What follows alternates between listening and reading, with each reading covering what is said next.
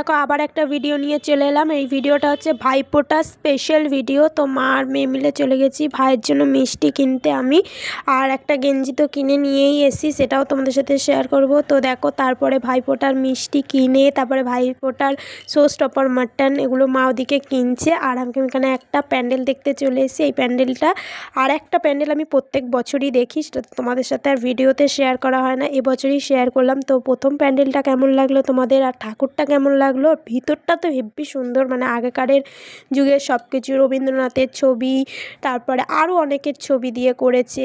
এই দেখো বন্ধুরা কেমন লাগছে কমেন্ট করে অবশ্যই তোমরা জানিও। তারপরে হাত পাখা, আগেকার যুগের রিস্কা যেইগুলো, ঠেলা গাড়ি সব নিয়ে। আর এইটা হচ্ছে দ্বিতীয় নম্বর প্যান্ডেল। এই প্যান্ডেলটাও আমি প্রত্যেক বছর দেখি।